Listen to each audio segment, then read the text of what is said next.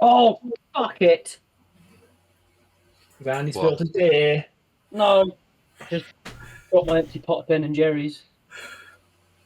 You ate a whole pot of Ben and Jerry's. It was 100 mil. Pardon? Don't judge me. How much was it I'm again? gonna judge you. 100 mil. It was. Oh, that's not very big. Oh, okay, tiny. that's an acceptable Yeah, amount okay. to have eaten in one go. I think we can all agree anything up to and including a pint is an acceptable amount. A pint is top end. That's like That's yeah. you've had a shitty day, or you've had a relationship end levels of. Do they sell What if it you any melt bigger the than pint those pots? and then pour it into a bottle of Bailey's and then just drink that? Like, Tom. You're going to get diabetes if you do that. Tom, Okay. does Who Sarah knows, you want can have a Bridges. does Sarah want these tiny bottles back that have the slow gin in them? Yeah, probably. 'Cause If you've still got it. I've just poured the slow gin into a glass. Okay. I'll bring it back. Okay. Thank you. I won't cast the bottle into the bin. Don't just lob it. Thrust it. Lob it at someone walking past. Lob it at the Uber man. That's The Uber really, Eats. really good sticky slow gin. Sticky. Good. It's like cough medicine, but nice tasting.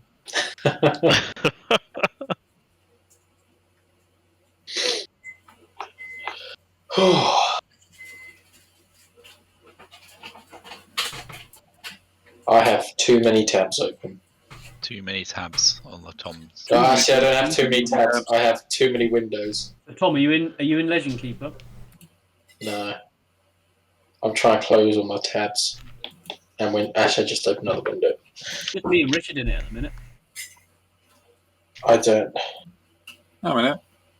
Oh, everyone's coming in now. How do you see who's on it? Top right. Where? I don't see it. I don't see it. Oh, I see Yes, it. my avatar's updated now. I see it. thank God. It's the oil painting that Tom did of himself. Oh yeah. Yeah. You want it? Oh, well, you found it. Yeah, he did now. What are we doing on Legend Keeper? Have we been? Just trying to get everyone, make sure everyone's on there because it may be relevant. Well, it's always relevant. But... It may be relevant. What it actually means is it's definitely relevant today. What I knew I was going to forget, which I haven't. In this interlude, can I buy a second-hand crossbow? You can get a new one. Hey! Oh, I'm hilarious. I don't. You guys laugh at that. I do. What's just been said. He said, "Can I buy a second-hand crossbow?" Yeah. Second-hand. As in he already has one, but he needs a second. Yeah. Second hand also means pre-owned. Second hand. Can I buy a second-hand crossbow? He wants an additional hand crossbow, but he said second. Right. And second means you can get a new one. And Dom said you can get a new one. He doesn't Yeah. have to get a second-hand one. He can So I don't get have to get a second-hand. brand new. You don't want. You don't want an additional crossbow. I don't want an additional crossbow. I just want. Should I just not say things, guys? Is that going to be easier? No, Andy just needs to like break out of this like perpetual stroke he's in. I feel like he might die if he exits that. Yeah. Richard, did you capture that That's what we idiocy? hope. Yes, yes, I did. Up to and including Tom's burp. What? Oh yeah, no, this is definitely the start. So Richard's WhatsApp. How do All the recordings start with someone going, "How do I do this? Yeah. Or Tom's classic of how do and then never finish the sentence. How do?" It's a proper dad move, that isn't it? You know, start a sentence and then trail off, never answer it, I just read Richard singing the WhatsApp. and then as you walk away, they go, "I was talking to you." I'm like, "Oh, were you now?" Right. Anywho, many exciting events occurred a week ago. can I buy a hand crossbow? Just give it a minute. Oh, chill, Sam. Oh, you call me by my real name. As opposed to normally when we call you Lord Fartburger, yes. Chill, chill out. I You think may have said you don't, but he normally asks me to chill as Winston. I suppose. chill out, Leonard. All right, enough of this silliness. Take a chill pill, Phil. Who recalls what occurred approximately 5 days ago? So we managed to Last bring. sentence, just in case We you managed. don't know. Yeah, so we managed to bring the corpse of Joan and the very much alive Punchinello back to the old town, and And nothing we bad were happened. basically having a chat with Hugo Fowl, and then Punchinello became bad, and he became Punch, and then we all realised the reference and felt very silly. He was turning all the people into jesters. Yeah. We accidentally killed one, but And yeah, fucking we their faces we up. saved a good chunk of them. Well, we did. However, they are scarred and ruined for life, so it might have been. It was a mitigated failure. It might be that they're not as happy with us as they could be, as they should be, really. You know. Yeah. It's bad. But yeah, Punchinello did get away. He did. I think the only thing you missed Yeah. from that arrangement was the arising of Calaventum Yes. Good old Callum.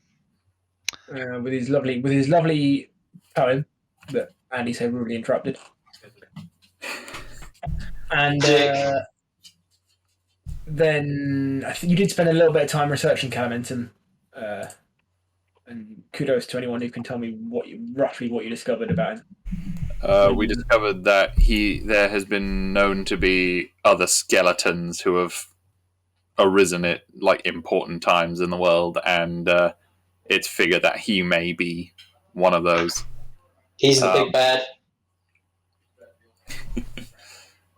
We did find out that the dungeon was older, was really, really, really fucking old, but the tomb where Calamentum was only about 20 to 30 years old.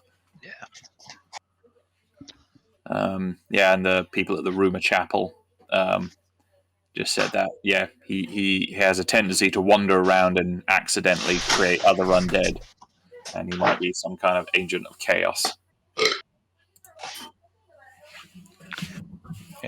That's pretty spot I on. think you're pretty much there with that, honest.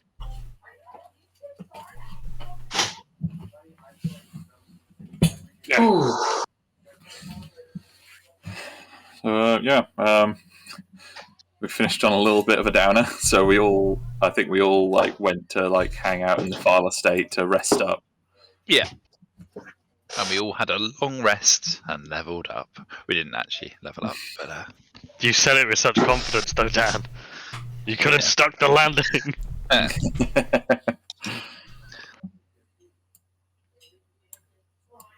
that was it, really. That is a pretty comprehensive account of what I've heard. Mm. So, you're all a bit rough around the edges, I believe, at the moment. You're fresh from the fight with Punch and his jester sidekicks. I don't think you've stopped. Because I ended. I'm pretty sure We your haven't session- yet. Oh, yeah, you're we right. ended it in the combat. So Yeah, I'll do what I've just done. and I think I ended it as he escaped, and Yes. you Oh, yeah. traced and established from passers-by that he was heading for the docks. Oh shit! Yeah. What would you like to do? Not the ducks. Do we go after him? I think we kind of should, I but mean, yeah, right. All right. I let's am go. spent. Like, I have nothing. We if he's going to the docks though, we can lose him very easily. Yeah. I've got some stuff still. I've got plenty of stuff. Let's go. All right, off we go. All right. We chase after where he was. So you trudge down the road. Yep. And very swiftly come to what's colloquially known by Kitty Kirkwall as the docks, but in fact consists of two separate docks. You've got the airship docks and the sea docks. Ah. They are directly adjacent. They are directly adjacent to one another, so there's nothing to indicate necessarily which one he went to. Okay, go ahead. Then. Is there any signs we can see of his passing? Are there any jesters or like mayhem of Or any just- description? Or Undead. anyone looking freaked out because they saw a corpse running. Yeah. No, he's not actually dead. I mean, Yeah, he looks still like a looks skeleton. freaky though. He looks pretty twisted, but he's not. He He's looks still, like he's a still, corpse. he's still, Meryl's just going to grab a bunch, like keep grabbing passers-by and go like, excuse me, did you see a rather pointy-looking fellow? Keeps cackling. You couldn't have missed him. Pointy-looking fellow. yeah, he's got really pointy features. He likes to gnash his teeth quite a lot. No, that's Calaminton, not Punch. Who's the yeah. tallest party member? I think it's me, isn't it? I like this question. I don't know why. I just do. Maybe Okay. you with Not the me. horns. Well, I was Good just point. thinking, what if I grabbed Merrill and put him on my head so he could look over the top of a crowd? I'm Yeah. going to start reviewing your. Naxor's 7'1". Oh, it's fucking Naxor then, isn't it? All right, Meryl Put jumps him on on top fucking of Naxor. Naxor's head. Why is Naxor so tall? I didn't realise Naxor was so fucking tall. Ace Miratle. Yeah, they are. Okay, I'm only 5'10", so practically a dwarf. 5'10" is a dwarf. I'm Practically. pretty sure that's taller than a couple of people in this current chat. You Yeah. shut up. What can I say? I approve. I'm right working on like female Tinder heights. Therefore, anything under 6 feet is positively midget. Ouch. Very incelly comment there, Sam, but okay. It's fine. It's only my feelings. I didn't need those.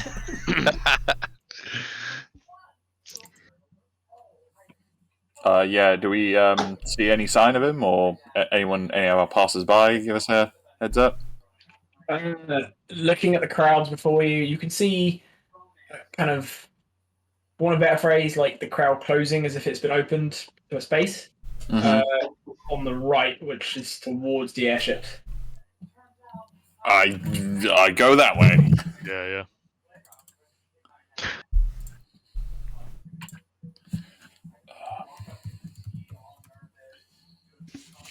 You're right about the airship docks.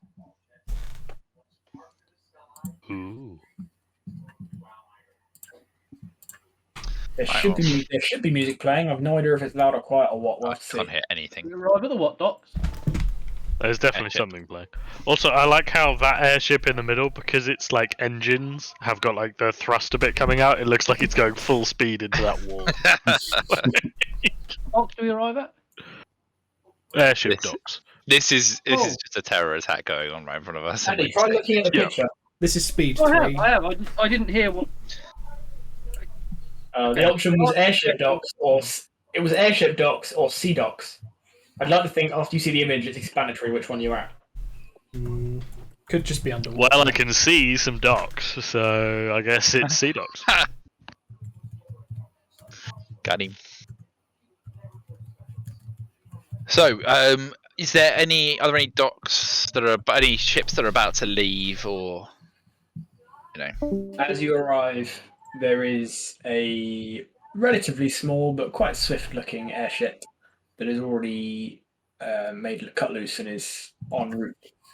The only ship you can see that's sort of on its way out. There are a couple coming in, but nothing else moving to or from. oh, okay. Can we see who's on that one that's leaving? Your perspective is not that indifferent Yeah, I was to gonna where you say. are currently, so not really. Not really. Yeah. Is there And we're any... not within 120 feet, so I can't even Eldritch blast it. I need to take that invocation to have really long Eldritch Blast. I can have a mile, so, you know. Can you imagine Is there walking onto any? these docks for the first time and just blasting the first ship you see out of the sky? Is there any kind of alarm that we can trigger nearby? Is there any? It seems slightly. You're at the docks. It's very busy. There's a lot of people about. I mean, to be honest, the sea docks are very close by, so there's quite a lot of people moving between the two as well.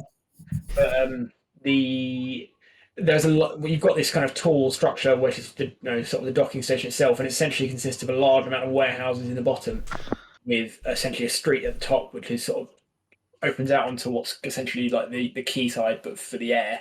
And there's a lot of lifts. So there's the water wheel that powers the lifts, and they're basically just geared highly, so they actually move really quite quickly. So whilst they're quite high up, you can get from the top to the bottom in about 10 seconds. Like it's not a long lift journey. All right. Meryl fucking books it. Tyrus will follow. Yeah. In what direction? He's going for the quickest way up. Yeah, he's going for the. You head to the nearest lift. They're publicly operated. They're all free, and you jump on the lift, and before you know it, you're up on the quayside at the front of all the ships. Do we have any better perspective from here? It's essentially the same scene you saw before. What about 30 seconds later? Yeah, cool. All right, Meryl sprints for the ship that might be taking off, just to see if you can catch up. It's already cut lines. When you arrived, it was already separate from the docks. No, it's fucked up. It was moving. It was starting to move away as you turned up. All right. That would have been Now the that we've ultimate made, way to I guess split now up that the we party. made it up here, we start Meryl's going to start like really actively searching around and asking people around, and if Can they've we Is there another? be the equivalent of the harbour master? oh yeah. Is there another ship that's just as nimble and speedy looking that we can just like commandeer and go after? We ask where it's going. There's a couple about that look fairly lean.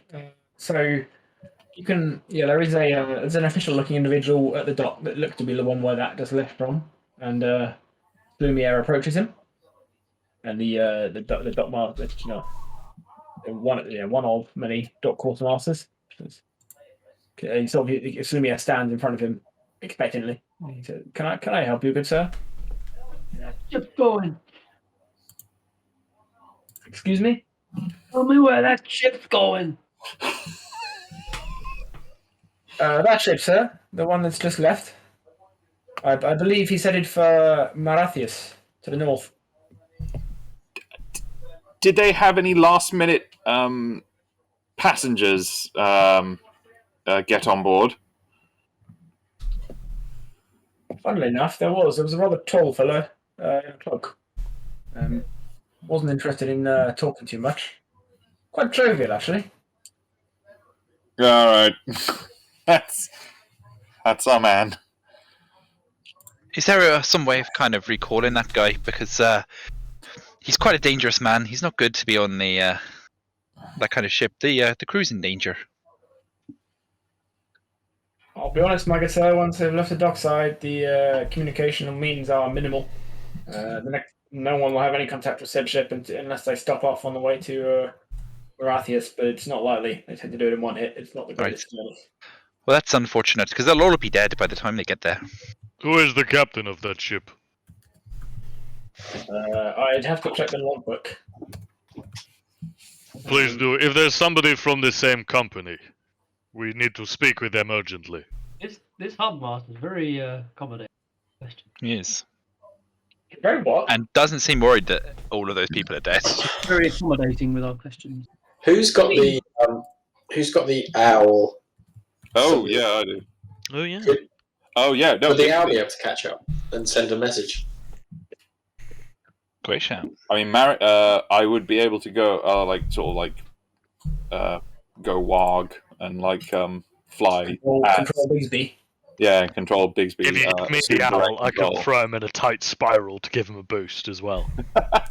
Yeah, Bigsby flies off to try and catch up to it, or just to confirm that Punchinello's on there, or just to see the status of the ship and the crew. Could you give him a note or something to drop off? Is there a range on your? Yes. Let me just find it.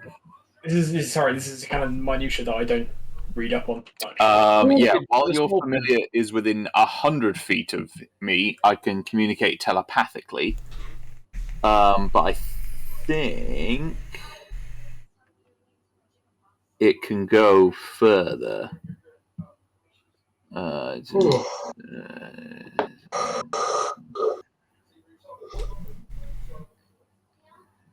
I don't know.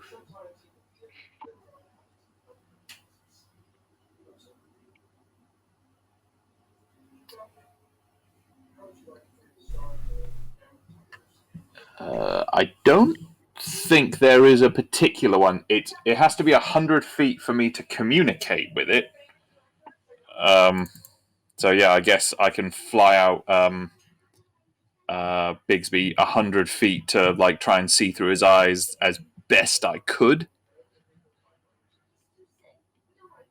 If that would still be close enough for Bigsby to get a look. It's not going to take that airship very long to fly 100 feet. Airships aren't that quick. Hey, if the airship's within 120 feet, I've still got my Eldritch Blast approach. Let's shoot it out of the sky. Are you saying that from experience, Tom, of sailing on an air galleon? I mean, airships can't be that quick. Tom has lived a very busy life. This is also a fictional Yeah. world, Tom. Like, Yeah, there's magic. It's not Jet engines on the back of it, man. but because it flies, airplanes have to fly that quickly because it keeps them in the air. But airships float, so they don't necessarily go that quickly. But this is the world of where there's magic, Tom. It could be anything. You know, Yeah, it could be maybe. fucking rapid. Is Tom asking how fast the airship is travelling? Yes. Tom, He's not asking, he's just stating, but it might be better if you... establishing the physics of airships. No, but the airships don't need to go quickly.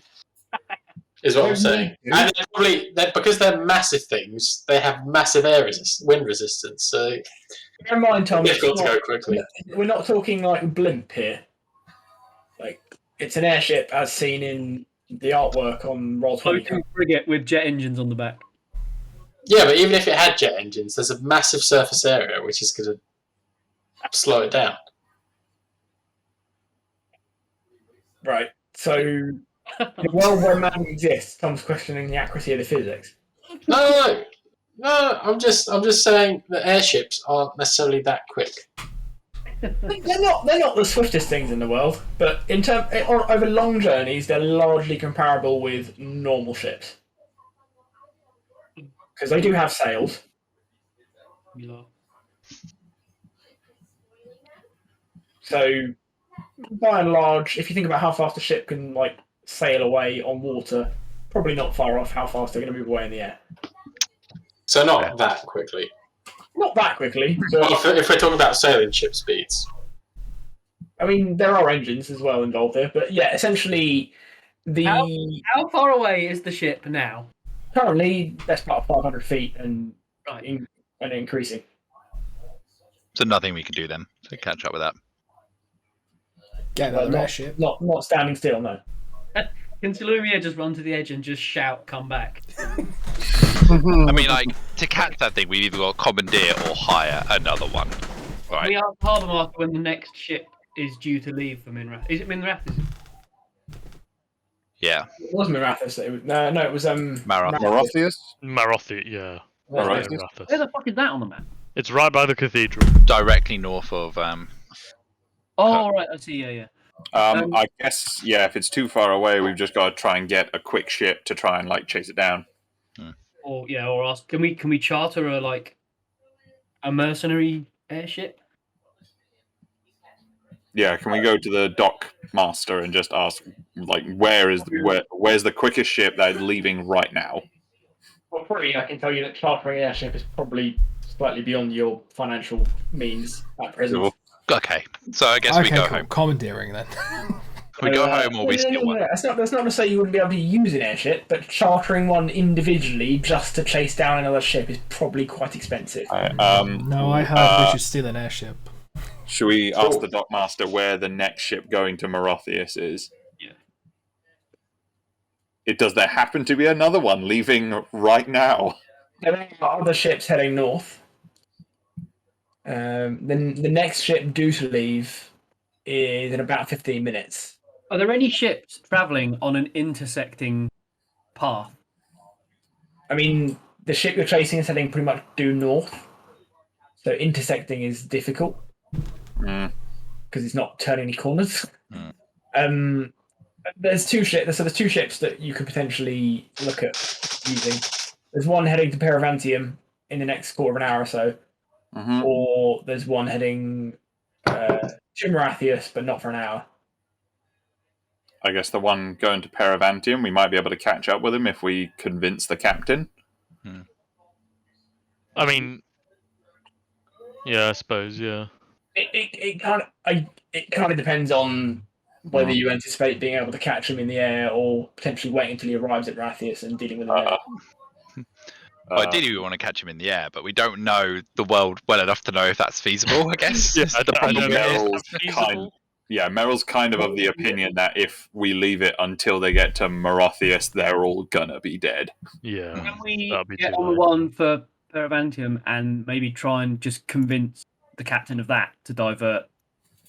Yeah.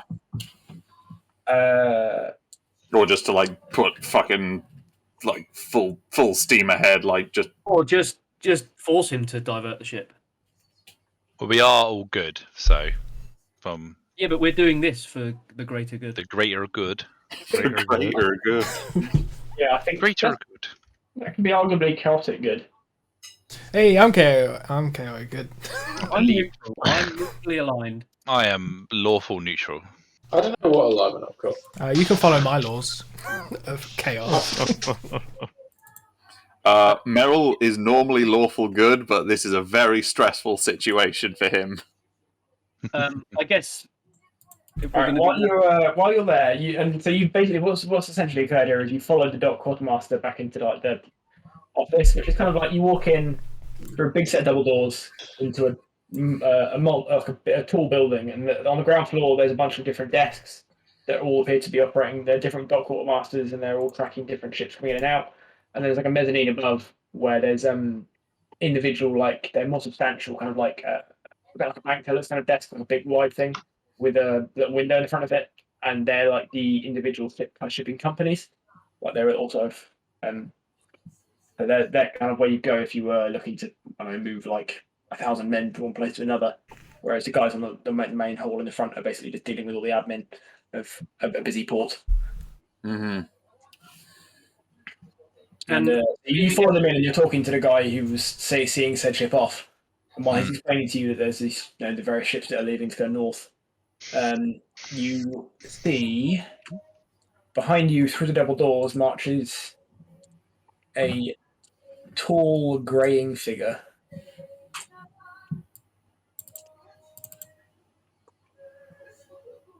Which you should be. I remember him. This cunt. Just before we interact with this guy, can Slumiere kind of scope the area out and see like a captain's like waiting room or something, or like a mess hall where crew? Yeah, so off to the left-hand side, there is a saloon. Because I'm trying to suss it out to see if it's steal a captain's uniform. Okay. All right. You scope out the saloon. You're busy scoping out the saloon bar. Roll me an investigation check, and we'll come back to that in a bit. So behind you, like I said, a tall greying figure has marched in. It's looking a bit rough around the edges, but wearing a smartish coat. Well, smart once upon a time, at least. And he stomps in with great bravado and says, I heard someone was heading north. Wow. I genuinely didn't understand that. It said I heard someone was heading north. All right. The irony being that Andy's character is the hardest one to understand when he puts it down. I know, right? this is if it was just you two, then this campaign would never end. Because it'd be you two being like, sorry, what did you say? No, what did you say? Yes, sir. Yes, no, quite. Yes, no, this is perfect. I'm really sorry, but there's been a gentleman who's very dangerous who's just gotten on a ship that's flying north to the Marathia, so we need to catch him now. Don't sweat it, my hoppity friend. Captain Rogan Marbones will see you right. I have a shipment headed to Orison. I should be able to assist. Orison. Where's Orison? Can I pipe up that we are actually under the employ of the famous trader Hugo Fall? Just so you know, this will put you on his good side as well. Yes, and I'll tap my nose knowingly. Roll persuasion? Yes, that's a thing I can do. Boom. You should be good at that. I've sent that to you, but there's a 25 for everybody else's benefit. Hang on. Why did I whisper that? I know why you whispered that, but I don't know. Cyrus would also like to say. No, and of I've said course it you'll to be, always whisper. Yeah, Okay, no, I'll it's do alright. It's a thing to do with 5e tools. I fixed it. Alright. it. Okay, cool. And So Cyrus for is gonna everybody's understanding, Kren rolled a 25 on that. Which is Oh, a really? 19. nice. You got +6 as well to your persuasion. Yeah, Same. I'm a warlock. Oh, I know Hugo from when he was far less than a member of the Wall Council. Sounds like a fair deal. Very Now, swell. Bah. as charitable as I am, I'm, well, not a charity. Would you be able to reimburse an old trader for his woes? Well, you'll be in the favour of the Path of the Light, and that's worth more than its weight in gold. How much would you charge for passage? We can provide security in the air. Well, I'm headed that way anyway. Shall we call it 100 gold a head? How many of us are there? 5, 6. There are 6 of us, yes. There are 6 of you boys. Can I say, how about half for the short ones? And point at Merrill and Salumi as a dwarf. Is Donnie a dwarf? No, I Donnie's just human. assume he is. Okay, can I just gesture at Merrill and Salumier then? We don't take up much space, honestly.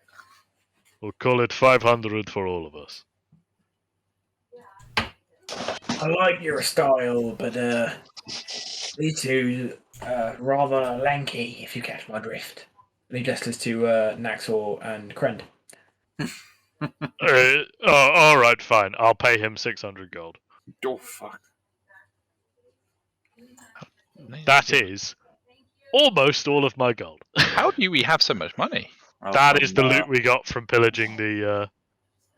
Oh, is that 600 each? No. Let it not be said like you keep hold of your loot. It was. Sam said it's about 600 to 700, so I called it 650, and now I have 50 gold. We could I just don't commandeer. have any gold. We're not commandeering a ship. It's a terrible idea. Oh, We'll get the popo on us. oh, Do you want to be shot down by the Sky Police? Yeah. What am I kidding? That sounds fucking great, but no. yeah. Well, we've just given him 600 gold, so we're going. Also, Fucking- none of us know how to fly an airship. That is a very important That's point. that's why he's there. And I'm lawful. So Yeah. I might have some issues with that from like It's boring. lawful neutral, but All lawful right. aim. That's the worst kind of lawful. The principles. Yeah, lawful neutral is I don't give a fuck, but we're following the rules.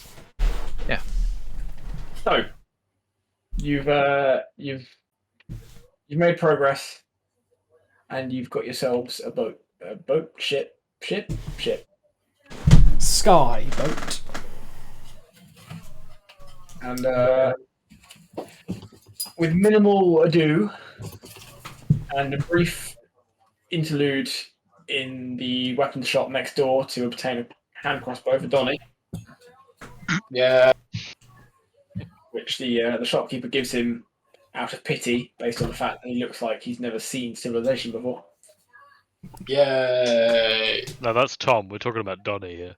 Oh yeah, that too. Ooh-wee. You're all aboard. is Sky Boats. What is his flying ship called? It's called the Sky Wench. Beautiful. I love it. Wasn't that the name of the ship originally that we were? He inherited that from someone. No, it's literally the same guy. Yeah, it's the same boat. It's the same guy. Was he not one? Was he not one of your characters? No, Was he an AI in the previous one as well? no, No, it wasn't. Rogan Marrowbones is the guy who took you to Jada. Yeah, no, you're right. It's because you did the voice of him. I just assume any of the voiced characters were just characters you played in the campaign. I don't know why. Well, based on the fact that in this world, I've never actually played.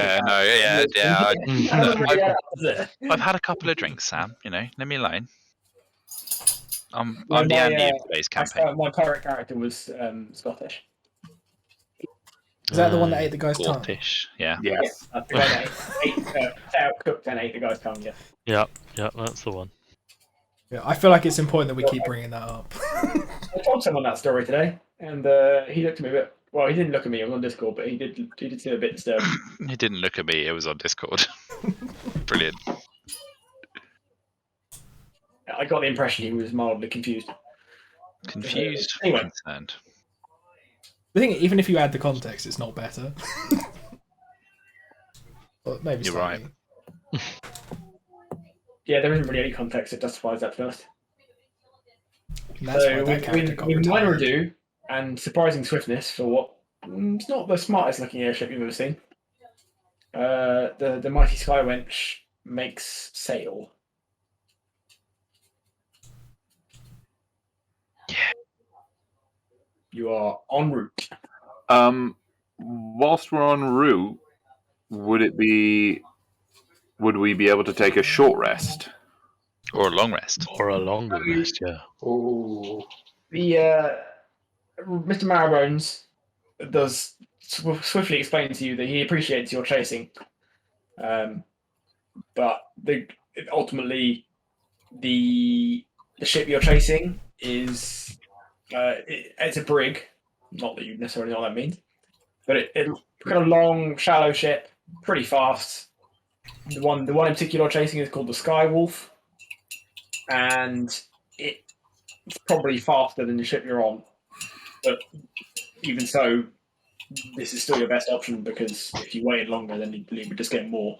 They're not that brigs aren't that common as skyships go because generally skyships are used for shipping, and brigs are like a light military vessel, so they're not that useful for trading. They're generally only used for trying to traverse like risky areas, because there's kind of the option if you're traveling through a dangerous place is either travel fast or travel heavily armed. And most traders will choose heavily armed because they can carry more weapons alongside more loot or more trade goods, whatever. So generally, brigs are not that common. You get them amongst they're relatively popular amongst smugglers, but smuggling in the sky is quite hard because you stand out quite a lot. So they're generally the Imperium have a few of them as like light military vessels, and you get the occasional ne'er-do-well who has one or other. But the Sky Wolf is much like Rogan himself, is captained by what they call a rough trader, who essentially travel risky routes, whereby potentially getting through is more important than how much you bring, due to the value of the goods, because they're traveling to places that are hard to reach, due to them being dangerous.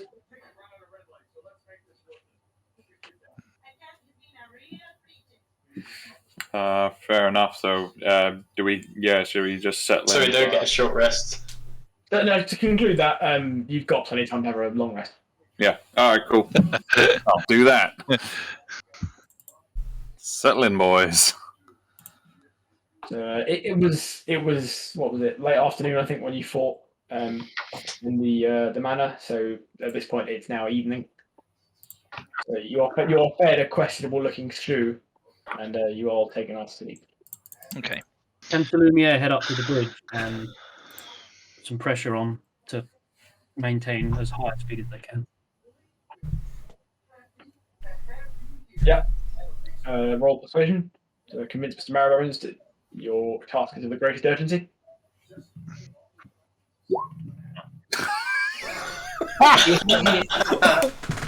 Okay. If we're taking a rest, I'm going to. Oh wow, that's interesting. Okay, sorry. None. Literally, I did all those ages ago, and they've all just come through at once. Sorry. I was practicing my swings. Ben's making firewood. Fuck you! Yep. In pieces. Just in the background while this is going on, I'm apparently going fucking ape shit. You know. Just doing his katas on the deck. So you make your best efforts to persuade Mr. Marrowbones, and he assures you, Lumiere, that in a relatively patronising manner that everything is we're making good time. Don't you worry, we'll catch them. It's all gonna be fine. I'm gonna like amble back down to the hold where the guys are sitting and say I'm not convinced that guy's flying this thing as fast as it. Got there, chat with him.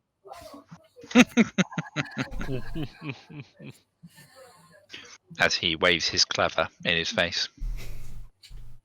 This is to you guys.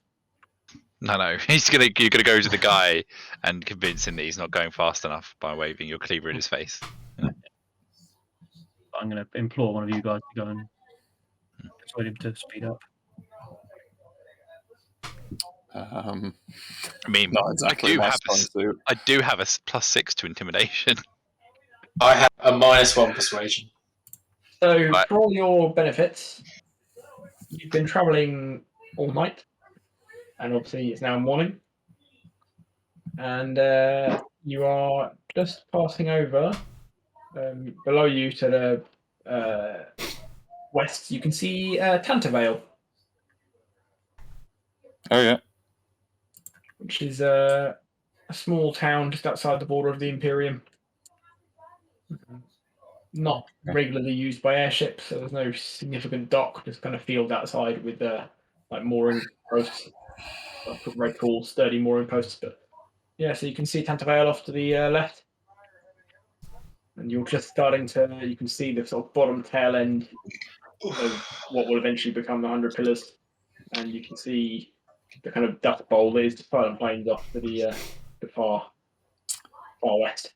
If we And off to the right, you've got them. Like it's generally a pretty flat area, but riddled with massive canyons that make up the Menansa River region.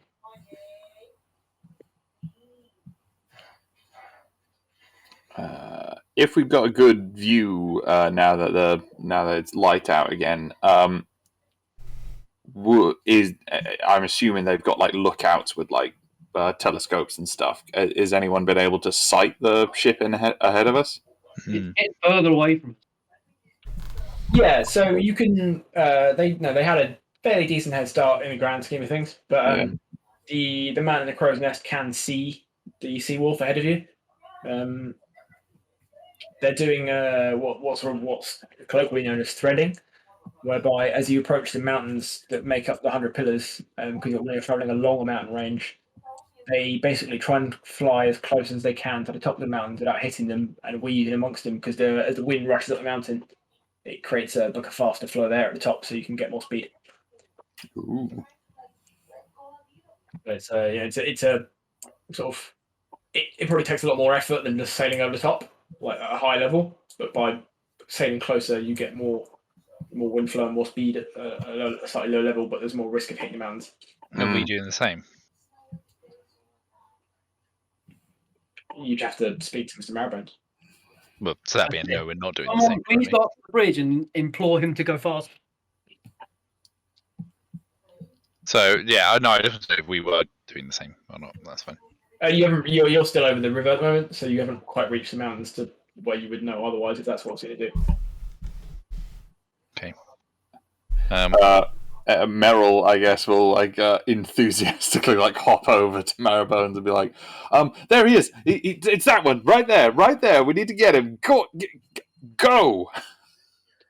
And he's gonna look around to see if he's so where's the go faster? There's a crank, right? I'm assuming. More coal. Don't you worry, Hoppity boy.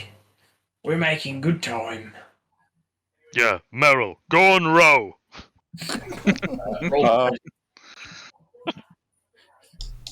Wait, who roll persuasion? I guess he. Merrill.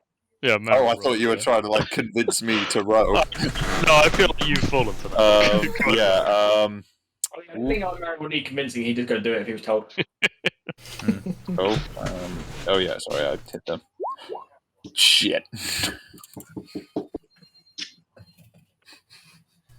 Mr. Marrowbones assures you that once they reach the bottom end of the 100 pillars, he'll start. He'll do a nice bit of threading. Oh. Thank you, sir. Thank you. Cyrus would like to go and explore the ship. Just see what is there anything interesting? What else is on the ship? Roll investigation. Oh God, investigation. Let's rob him I mean, you're blind. going to find some stuff, but depending on how much stuff you find. So, having a good look around, the crew don't seem that fussed about letting you go where you want. There's nothing they want to hide in particular. As far as you can tell, looks like largely they're shipping foodstuffs that are easy to keep. So there's a lot of preserved fish. Unsurprisingly for Kirkwall, there's quite a lot of crates of. I want to use the phrase tubers, but essentially they're root vegetables that keep very well in cold, whilst kept cold.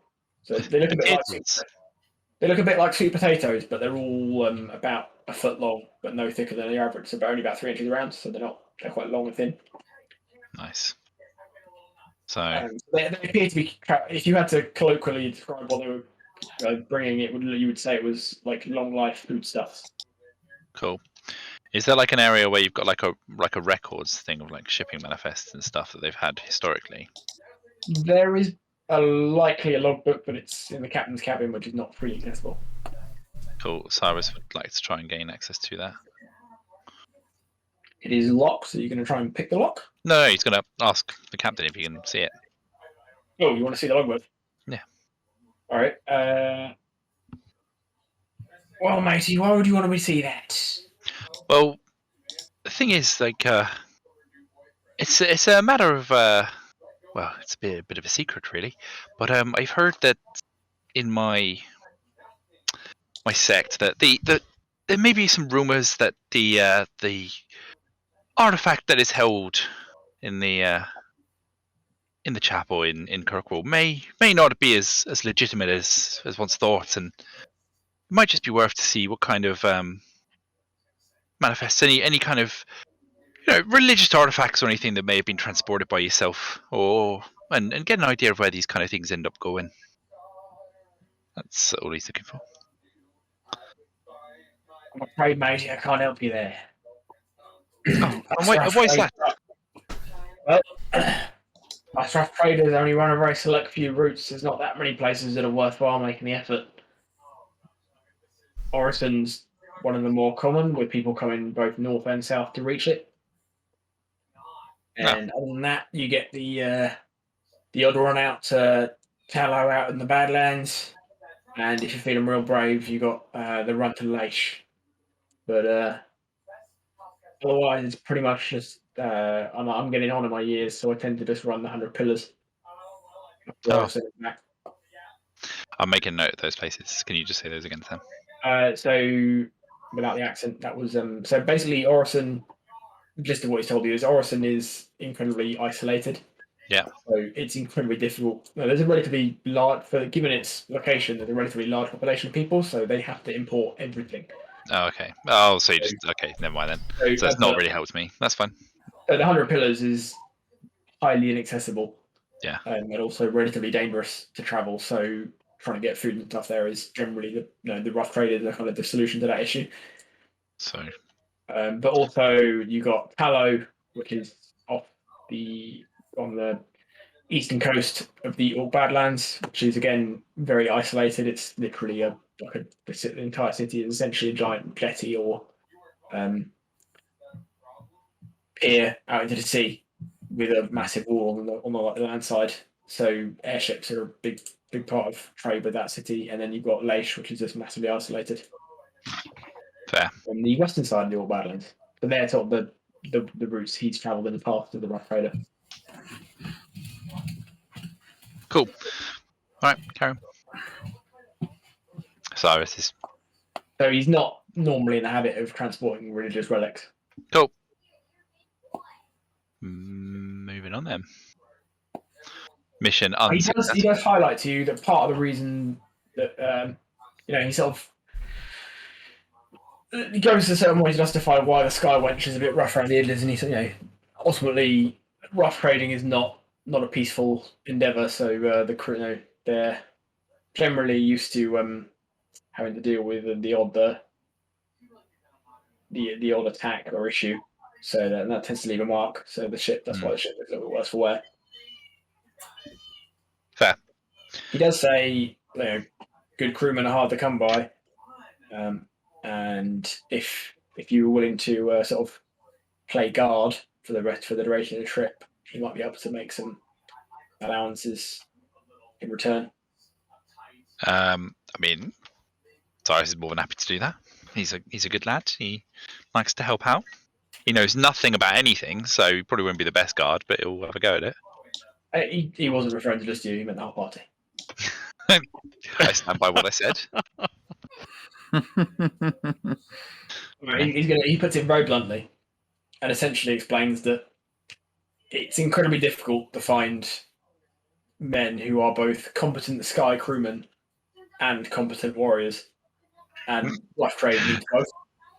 So he tends to lean towards the crewmen because they generally help him move faster, which means that there's less fighting involved in the first place. The fighting does still happen, and losing good crewmen to fights is bad for business.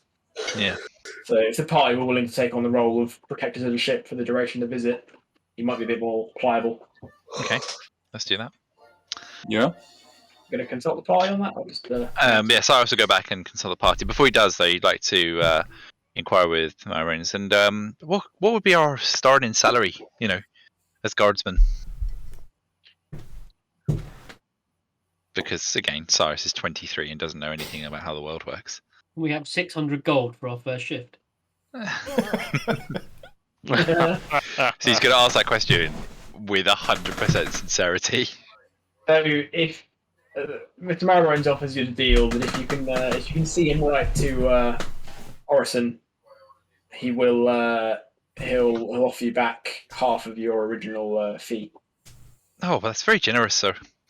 I'll go see what my lads say, and I'll go and report that information back to the group, telling them that we can get half the money back if we offer our services as a guard.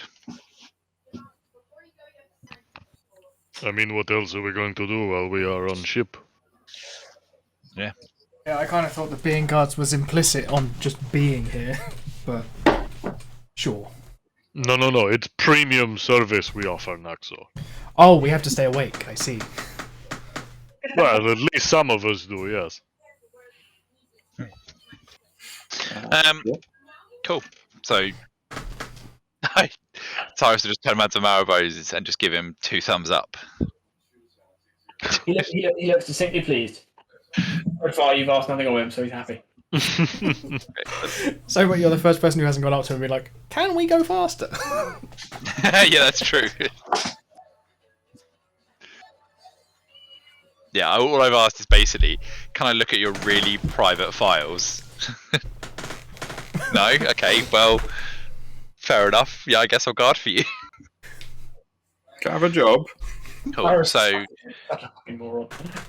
he's a good lad, man. He's a good boy. If No, he's not, Dan. He's by definition, he is a neutral boy. if he'd had parents, his mum would be proud of him. But he hasn't got any parents, has he? No, he's an orphan. Right, so that's quite a lot of viciousness. You did. Wasn't very warranted. No one in this world is proud of Cyrus.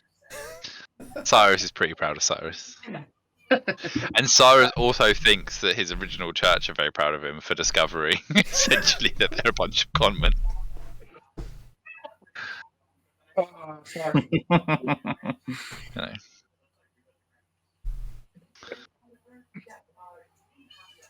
Alright. You've all signed on as interim guardsmen for the fine ship Sky Wench. This can only end well.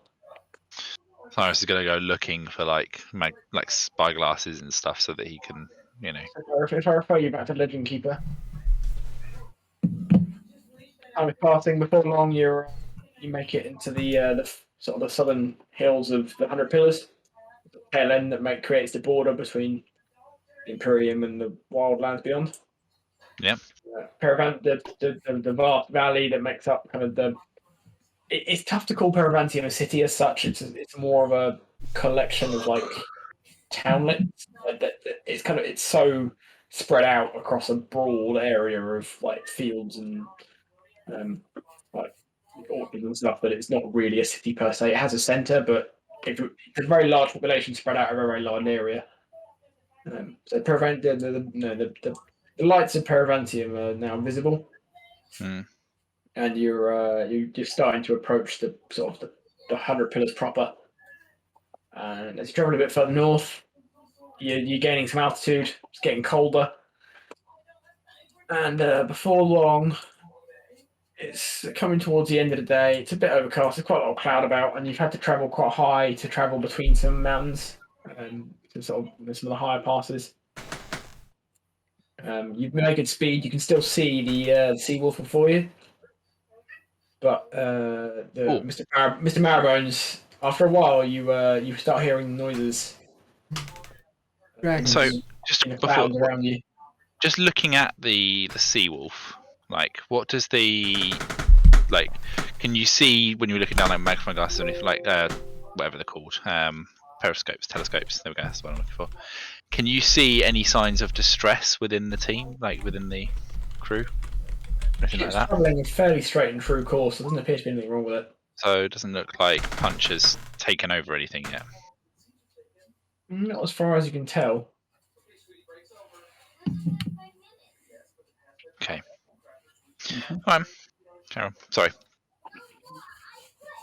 What was Marrowbones doing there? Yeah, after some time, you're in one of these sort of high passes, getting pretty chilly, and after a while, something quite odd happens. So you start hearing like what sound like birds' cries, but very loud and piercing from some distance, and the crew will start to look around and look quite shifty, and then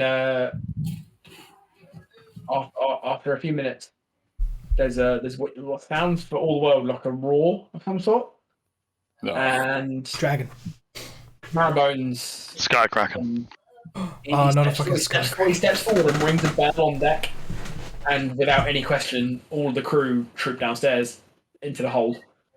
Oh, And Marrowbones just turns to you and says, "You're up, boys," and then shuts himself in the cabin. Oh, fuck. Well, I suppose Oh, this is us. shit. How much are we getting paid again? Because it's not enough.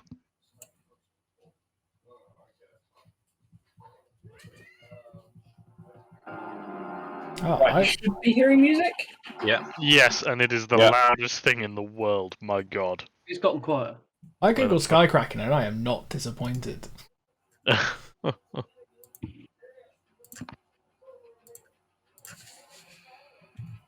Right.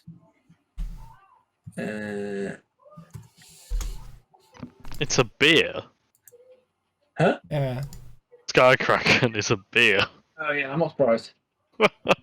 That's why Richard's not disappointed.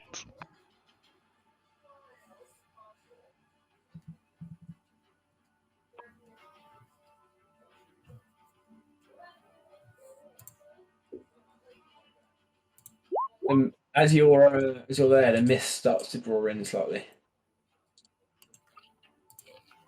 Oh, shit.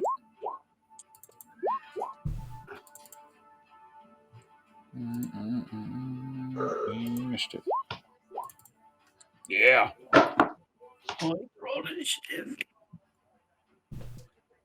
Yeah. I was so caught up in my position in like the map and like the fact that we were going to have a sky fight, I forgot initiatives thing after all. Sky fight. Sky fight. Sky fight. Also, it makes me glad that I have got Featherfall. Oh shit! Yeah, we're in the sky. This hasn't always gone that well. was we're gonna exactly have what I was Sky gonna do next. Level up. Didn't at some point we had a sky fight and my character had a flying broom? No, you had a Sky fight in the first age, and Is that the one where was it Ed? That's Ed. pickled in a barrel.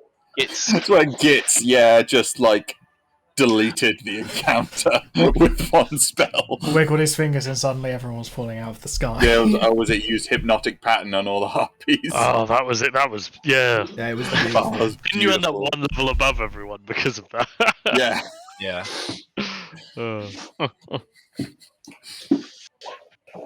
Right, you shouldn't be able to see the names of the enemies you're fighting, I hope. No, we cannot. Yep. But you might be able to see the images, but what are you going to do? Yeah, I can see the images, and if I hover over them, I can see where they Yeah. are. But I won't. Well, I mean, I already have, but I won't do it again.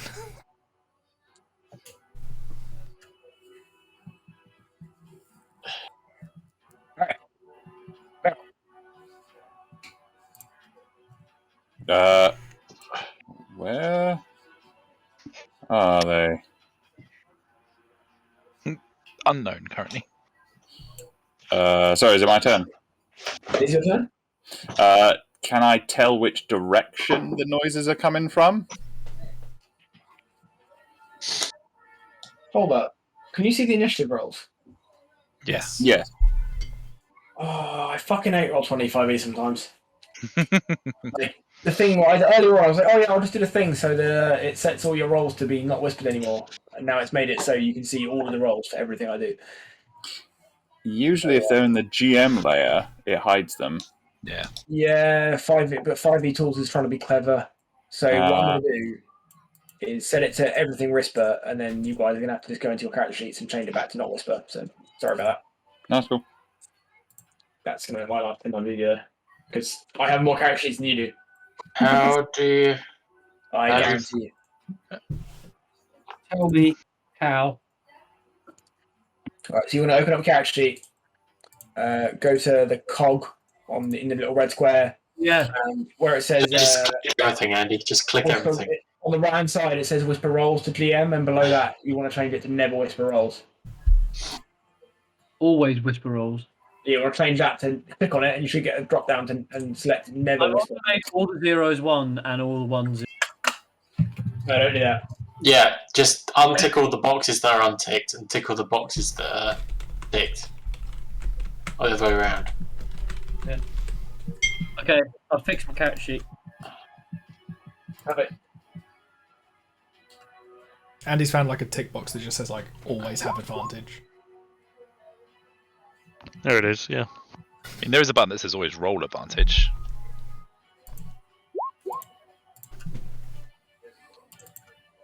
Kind of just running the numbers. Right, Meryl, you go. All right, cool. Can I tell which direction the noises are coming from, like starboard or port, or that the same thing on airships? Be all around you. Just all around. All right. I guess this side's as good as any, so I'm just going to stand here, start my blade song, and if I see any flying monsters that look hostile, I will cast magic missile at them. Okay.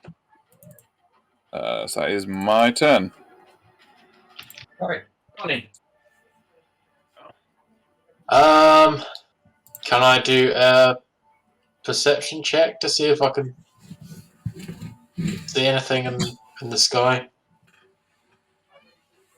Yeah.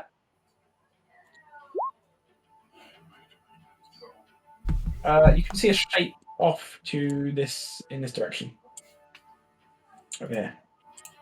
Over there. A shadow in the clouds. Okay, so then can I move here? And ready in action to shoot when it gets closer? Yeah, you can hold an action to shoot on sight, I guess. Yeah, I'm guessing if I did anything now, I'd just have a massive penalty. You did well. You just shooting a shape in the clouds. You'd be rolling at disadvantage to hit him. So it's not the worst. No, it's not the worst penalty in the world. But I mean, I'll just attack now then if I can do it with disadvantage. Because then I've got loads of. I'm not sure if I can do my crossbow expert stuff if it's a readied action. probably not. No. Okay. So I'm going to shoot with my hand crossbow at whatever that thing in the clouds is. Go on.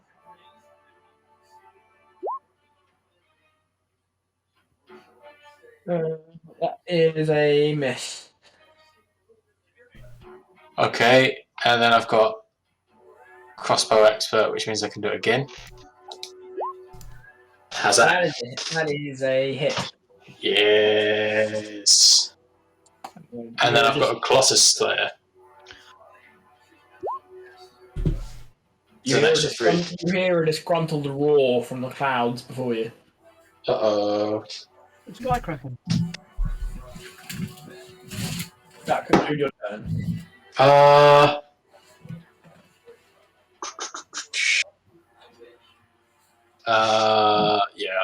I don't think I can do anything else. Naxor, you're up. Oh no, actually, that turn would mean I have marked, or this thing would be my favoured foe. Okay. No, hang on. What is it called?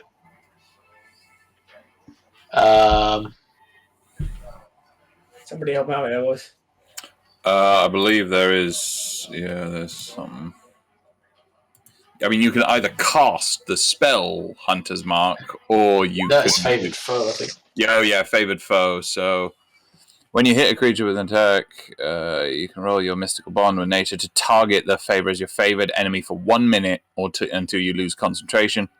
The first time on each of your turns that you hit the target, you deal extra damage. Yeah. Okay, so that will be until next turn. Yeah, and you're concentrating on it like a spell. The first time on each of you. Yeah. No, hang on. So would I get this D4 now?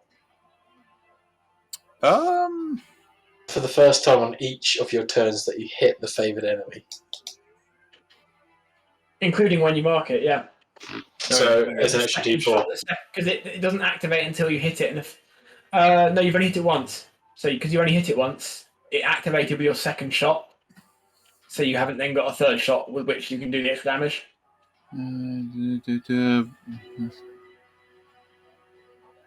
But it says including when you mark it, you can increase that damage by 1d4. Yeah, no, go on. Yeah, you can activate, so you can have an extra D4. Yes. Yeah.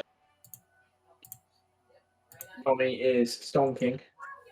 I'll kill it before I see it.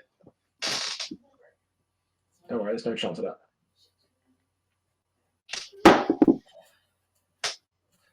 Alright, from the mist, the clouds, an unpleasant looking beastie emerges. Hang on, do I not get a turn? Oh, sorry. No. No, Donnie jumped back, so he interrupted. It's fine. I understand. I just wanted to make sure that I got to move here to this nice. You definitely didn't get a turn. To this nice structure. I'm going to hide as my bonus action, and then ready an action to shoot anything that comes within. Is it like 80 feet? So as soon as I can see something, I'm going to shoot it with my short bow. Okay. That'll be my turn. Do I need to roll stealth to hide? Yeah, I do, don't I? Yes. Very nice. I am hide. Alright. From the mists emerges a winged beast. Well, I mean, that's better than it emerging without any wings and just kind of probably falling to its death, I suppose. So, Just a fucking turtle bursts out. It suddenly realizes that it doesn't have any wings. It's Yeah, just just- a. And falls out the It sky. roars and falls to his death. and Axel, roll your attack because it's emerged within range. It was a blue whale and a bowl of petunias that just fell down. Oh no. Oh shit, son! Get fucked, that thing. 24 damage. Fuck. Fuck. That's the first time I fired the bow. Never doing that. Never doing that again. Fuck that whip. You are no longer hidden. That is entirely fair. And said Ah. beastie is. I'm no longer hidden, and I'm the closest. Uh-oh. Said beastie is unimpressed with your decision. Well, So swoop in on you. So, 1, 2, 3, 4, 5, 6. With claw and beak, it's gonna have at you. Ooh, I just realised. Does this this would trigger my magic missile as well? Is he within range? Then yes. It's 120 feet, I think. Well, as soon as he appears, to be honest, so go ahead.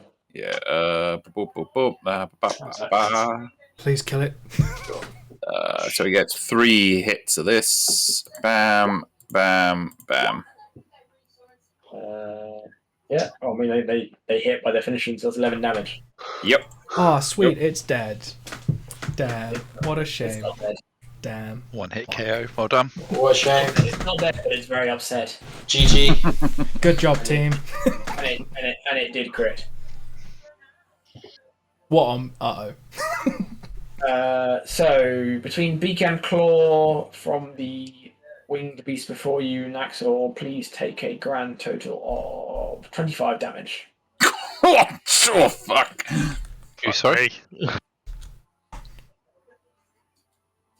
Who took 25 damage? That's all right. Naxel. For fucking Oh, fucking hell. Did I do maths wrong? No, I did maths right. Oh fuck. You can stick on a character and like in the little circle that's got your health in, you can just type in minus and then put in the damage. Yeah, but 40 minus 25 is pretty. I know the answer to that. It's bad. Yes. Kill it. Please. I don't really have a way just to kill it. What Cyrus is going to do is Make love to it. he is going to cast Mind Sliver at it. Has to make a DC 14 intelligence save.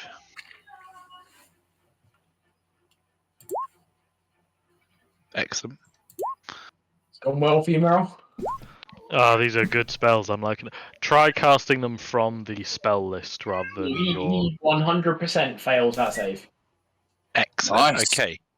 So he takes 5 psychic damage, and he must subtract a d4 from his next saving throw before the end of my next turn. Okay. So just keep that in mind, anyone who's got spells that do saving throws. And then I'm going to bonus action, quicken spell, cast Mage Armor. Okay. Somebody watching Simpsons. And now my DC is That better. feels very appropriate for mage armor though. And then I'm going to back up to there. Actually, that I'm going to hide. Like, can I get half cover by being here? Yeah. Sweet. Gonna crouch down a little bit. Yeah. Right, we'll move to here. And who wants to guess what I do now? Ooh, Gonna ooh, clever him up. kill it. Sneak attack.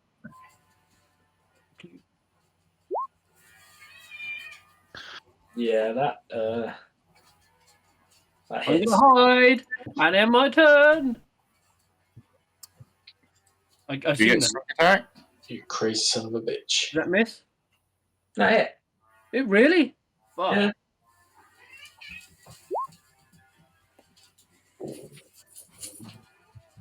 Yeah,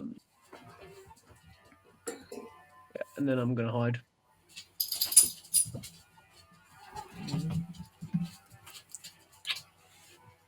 Hide me. Naxwell just puts his arm around you, and now you're hidden. Hide me like one of them French girls. What? And then that's gonna end my turn. Ooh. All right. Johnny and Merrill from the clouds before you. Did you get the 2d6, Sam? Yeah, I got the 2d6. You hear an angry roar, Oh dear. and you see a nasty beastie fly out from the clouds and sweep past you.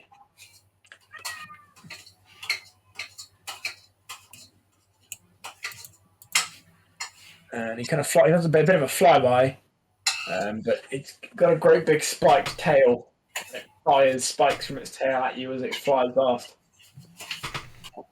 Johnny, can you? Was a 14 hit? 14? Yep. No. Does a 25 hit? Yes. Take 5 piercing damage. And Merrill. Yes. 22 hit. Does it what? Sorry. 22. It would, except for Oh, Does a 22 hit now?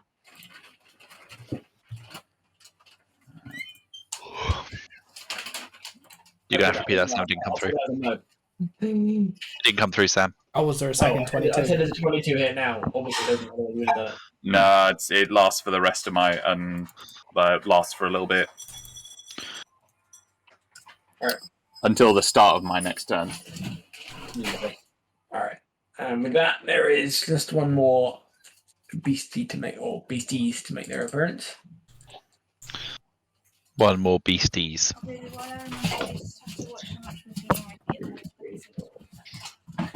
Yeah. Oh, good. It's landed here. Oh, that's good. At least they're all. Oh shit! I think Sam doesn't know the definition of the word one. No, he said one beasties. So, yeah. Oh shit! There's more. Oh fuck. Oh shit! Oh shit! Oh shit! I think someone needs to take some time to teach Sam numbers again. Oh, it's the beasties Yeah. boys, isn't it? Someone get this shit Yep. to do a power roll. Oh my god. You alright? Huh? Yeah. Friend, does a 21 hit? Yeah. Does a 22 hit? Yeah. Take 25 piercing damage? Oh gun. Fucking hell. Yeah, okay. That is. I'm just gonna throw it out there. That is not representative of that as the average damage. I'm so glad Yep. Cyrus got us this job. That is an outstanding set of rolls. In fact, that was 3 points off of max. Nice. We're all going to die. Take that as you will. We're all going to die, aren't we? Cyrus, Oh, probably. does an 8 hit? No. Does a 17 hit? I do have cover, half cover. Does that help at all? I think that only helps with range attacks. Unless I'm going mad. I don't know. I'm asking. Hang on. And that Um, I suppose it plus depends. 2 AC and dexterity saving throws. So 17 would still hit in that situation, unfortunately. Yeah, I played 2 AC, 7, so you've got 17 he still hits even with half cover. Yeah, I've got 15 currently because of mage armor. No, 15 plus 2 is 17. Yeah, so 17 would hit. Oh, yeah. Sure. There you go, match it, I'll beat it, haven't you? Bad luck, buddy, take 8 damage. No worries. And last, by no means least. Naxwell's the only one that He can has see him. hint, isn't he? Yep. I've got my hand on his shoulder so no one can see him.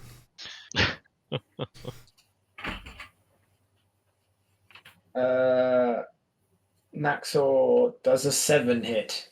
No. What's the next one? I bet that one hits. What about a 12? That one also doesn't hit, yeah. You live to fight another day. Oh, good. That little beast is a bish. If it makes you feel any more confident, mate. If he hit with both attacks, you would be down. Krend. Yes. Okay. Ow. This has somewhat changed my plans, if I'm being honest. Okay. Honestly, if you could see what I can see, you wouldn't be nearly as worried.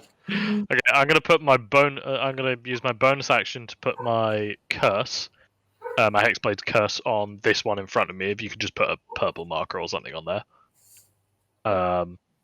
It's not going to be relevant right now because I am immediately going to cast my signature spell of Armor of Agathis. So there's the why I just changed everything to say don't whisper to the DM. Whatever, I've whispered that to you, and I gain 10 temporary hit points, and I'll fix that so it stops doing it. Okay. And that'll end my turn.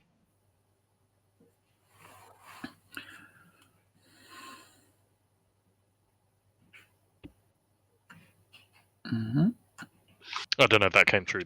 That's all. Alright. Yeah, sorry, that'll end my turn. Meryl. I don't. I will.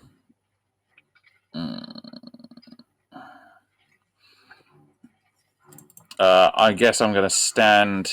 I'm going to hold. Actually, yeah, I'm going to stand where I am.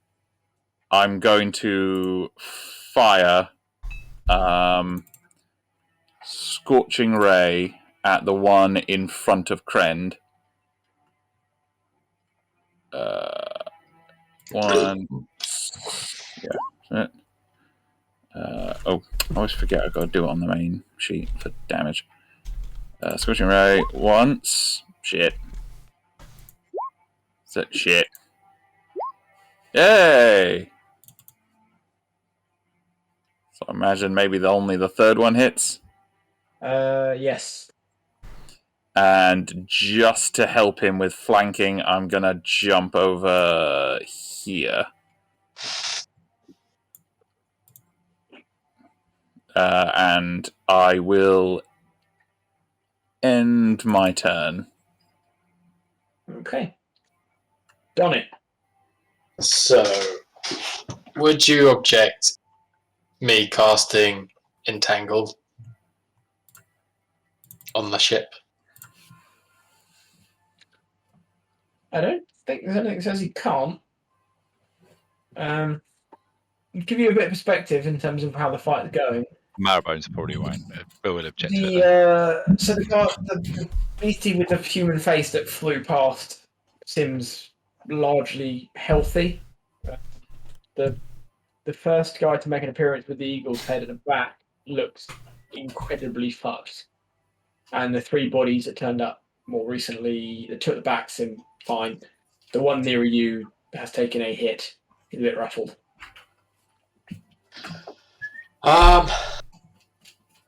Okay. Maybe I won't use Entangled. Because I'm just going to make a mess. And everyone's going to be entangled. So I guess I'm going to attack this one. Yeah. Before it kills Krend. Thank you. Hang on. So crossbow. Oh, cock. Second. Yeah. They both hit. They both hit. They both hit. That's quite nice. And so then I get a D4. It's not relevant. Tommy's dead. Oh. He's dead, Jim. And I also get a D8. You're just shooting into the corpse. You buddy. Alright. Naxor.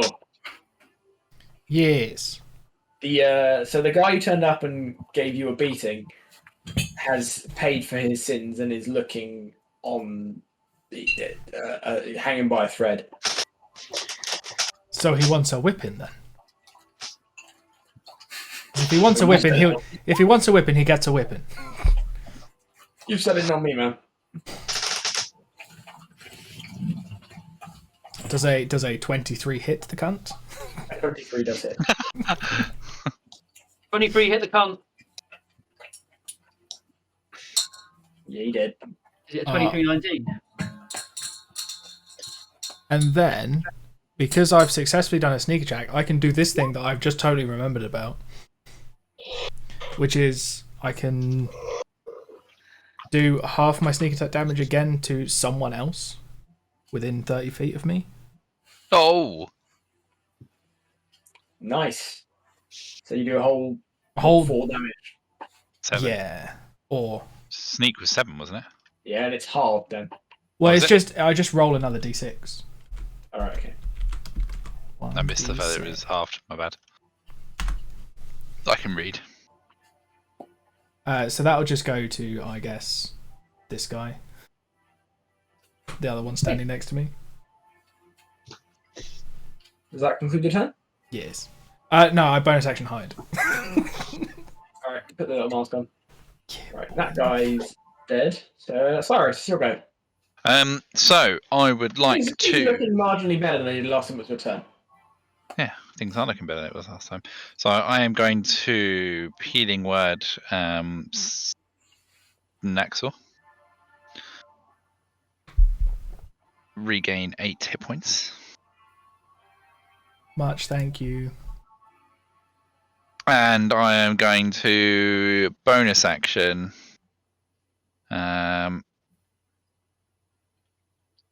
Telekinetic push this boy here away from me by 5 feet. So he must save a DC 14 strength save.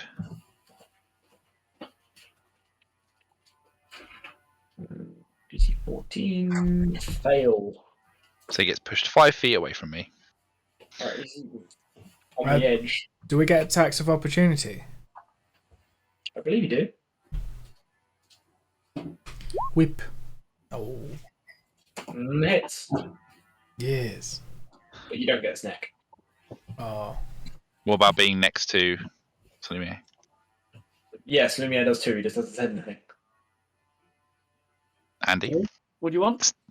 Attack of opportunity on boy. Neat. Hits. I'm right in thinking that does lose the hidden though, doesn't it? But that'll be the end of Cyrus's go. Alright. So Lumiere. Right. I'm going to move over here. And I'm going to snack attack this piece of shit. Oh, sorry. Did I click that 3 times? Oh no, twice, because, yeah. 25 more hit. Do 10 damage. Yeah. Yeah. And that sweet damage. Concludes his term as a Then living I'm being. going to move over here, and I'm going to... Because I'm Chief Bish. Fish. I confirm Andy is Chief Fish. Alright. This is Ugly Man's go. He's coming in for some juice.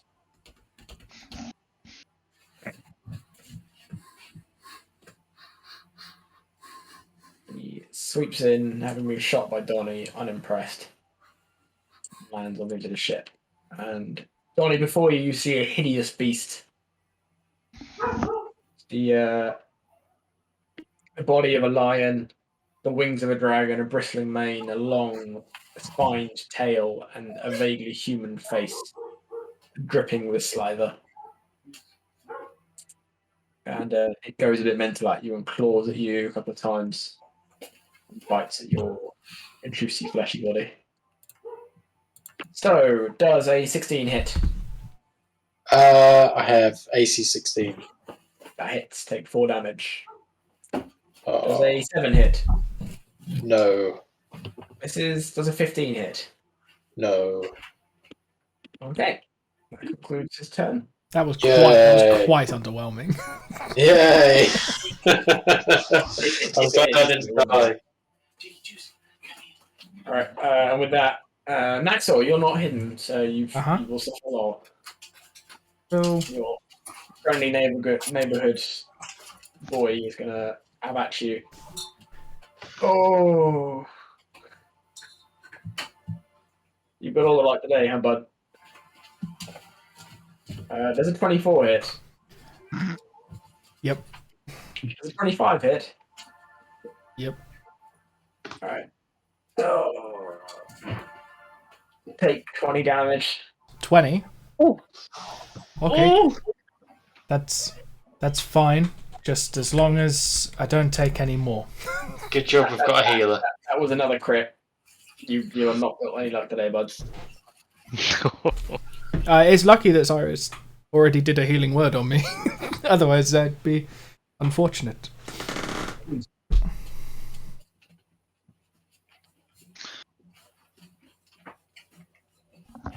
Brent? Man, those 8 hit points really helped, didn't they? Sorry.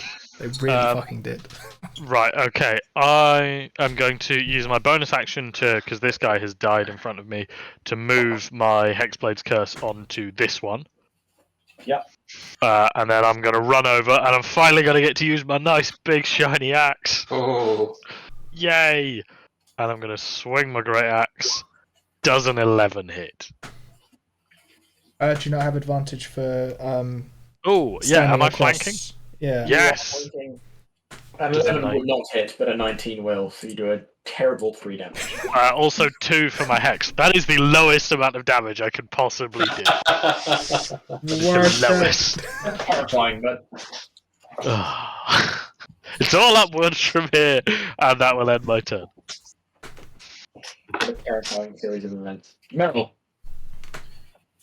Yes. a humanoid-faced beastie is still slavering and doesn't look that weak. Doesn't look very weak. No, he's still packing a punch. All right.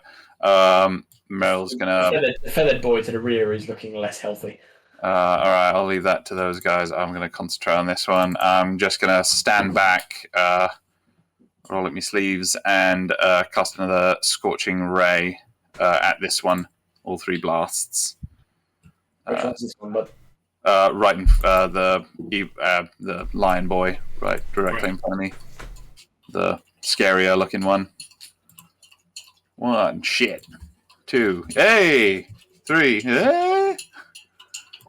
I love the computer. Yeah, the last 2 both hit. Yeah! 13 fire damage. Nicely done. Does that conclude your turn? Yes, that will conclude my turn. Donnie, you've got a slavery friend. oh, I've got enough slathery friends, thank you. Okay, I'm gonna shoot him with my crossbow. And I get advantage I'm not sure you get advantage for range attacks. for flanking. You can't flank with a range attack. Yeah, he can grant me flanking, but you don't get flanking benefits. Oh man! Unless you take there's a combat fighting style specifically for it. So What? Sorry. In fact, to be honest, the only reason you haven't got disadvantage is because you've got the crossbow expert feat that removes that negative. Yeah. That's annoying. You can just back up, but it won't change anything. But you might just attack him. Well, I mean, it will give the guy attack of opportunity. Yeah. Anyway, I don't get a disadvantage. No, but 10 misses. Oh. Okay, let's go again. And 18 will hit. Yeah. Which means I get D4. What's the D4? Because it is favoured foe. Yep. And a D8. Yeah. Donnie is a fucking power puncher. For all his hick appearance, he packs a nasty spike. Yeah, he does a lot of damage, but we're still going to make fun of him for being a ranger. And we're still going to say rangers are shit. Maxwell, you are clinging to life. I weep. Oh, mate, so close it so far. Okay, I hide. Oh, that's the wrong one. There we go. Solid stealth roll. I did. I missed. I hit sleight of hand by accident. Alright, Cyrus. Cyrus is going to mutter to himself and cast Healing Word at level 2. And he's going to use 2 sorcery points to Spell it, meaning that both Naxor and Krend are going to be healed by 9. It's a pretty shit heal, but I'll take it. Thank you. I will also take it because that puts Enjoy me your double 9 figures HP. again. Yeah, double figures. Woo! And that will be almost Cyrus's turn. He's also going to again try to push this guy back with his telekinetic thing. So DC strength saving throw of 14, please. Bonus action. Yeah, that's a bonus action. Yeah. Fucking as much as I want, mate. Telekinetic boy. No, he moved back 5 feet. I weep.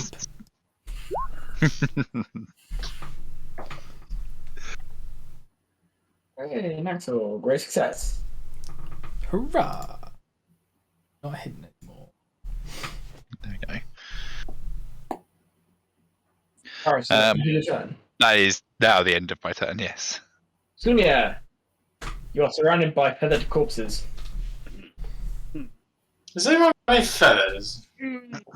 Fuck sake. They don't have any feathers.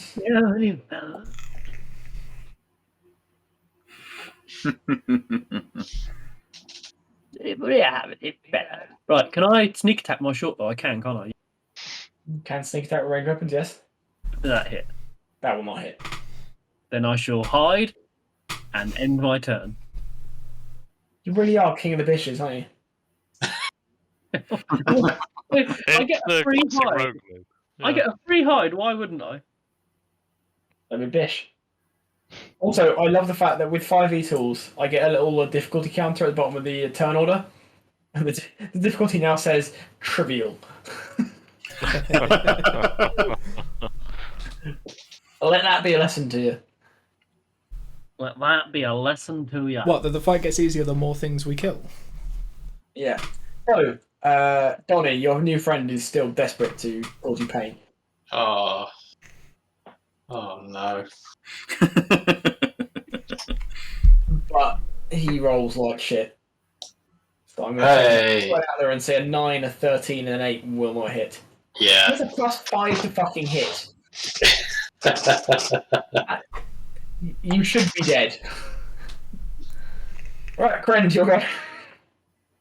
All right. Well, I'm gonna stab him, but with a great axe. Does 10 hit? No. Fucking hell. This great axe is not going well for you, is it? So far, no. And it's objectively. So far, you've done a grand total of 0 damage with the new great axe. No. I hit once for 5. Fuck. I don't.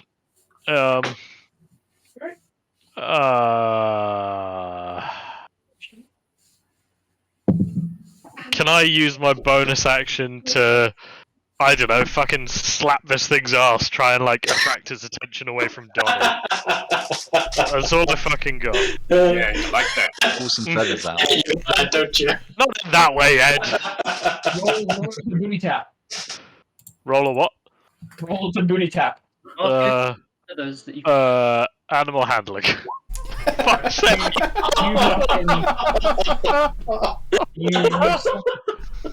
You slap that. You slap that manticore's ass like you want to take it home. Oh, And then All night long. I think I've accidentally seduced a manticore.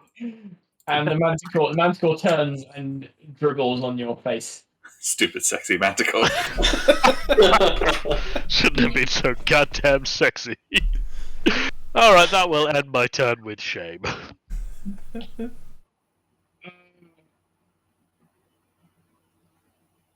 Alright, then Merrill, seeing this, and before anything can go any further, is gonna try and kill it with fire.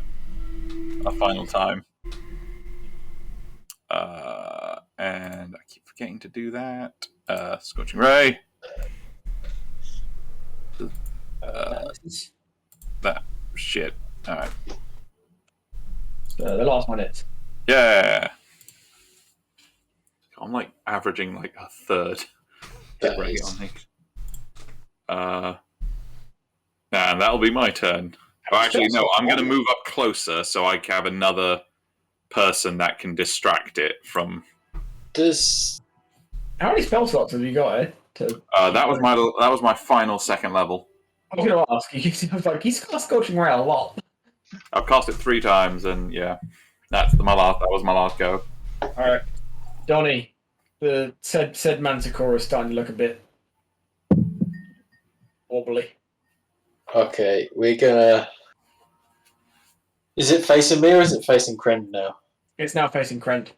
Do I get Yeah, advantage? You're welcome. Allow me to elaborate. Oh. Oh god, no. Now you get advantage on shots to its booty hole, so you're So I was welcome. gonna say, so Gwen slapped on its ass and now it's on its back. Okay. Aim for its anus. Oh god. Oh, when Sam said it was Disadvantage. wobbly, it's just gone weak at the knees at the sight of Krenz. Okay. And there was much slobber. Oh, so do I get advantage? No, not with ranged weapons. Oh, the arrow backwards. You have, because it's distracted, you do have the ability to use melee weapons. but I don't want to. All right, and then don't get advantage. And miss You the don't. I don't want to. All right then. Just deal with the consequences of your actions, Tom. Okay, I hit. I hit. A D4 and Colossus Slayer. This, all right. The slavery manticore is on its knees. In front of Krenz. Hey, you Uh-oh. all there? Oh no, Krend. Oh god. It's only human knees, actually, given what it is, but there you go.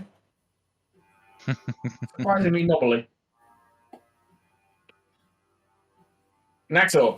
I'm going to run down these stairs. And I'm going to bonus action hide. And then shoot the manticore with my crossbow, my short bow. So I can get some sneak. Ooh, 15 well hit. Alright. And Naxor, with an energetic flourish unbecoming of your recent near-death experience, you charge down the stairs, you take a knee, and you take a very carefully aimed shot, and just as Krend is looking distinctly concerned about what's about to happen, I've got to save Kren from himself. you plant an arrow square between the eyes of the big humanoid-faced manticore, and it looks at you. It has just enough life left in it to look at you in a disgruntled fashion before collapsing in a heap. I'm glad it was disgruntled. Yeah, at least it was disgruntled for you and not turned on. Yeah. Could have been much worse. Yeah, I was gonna say, phew, yeah.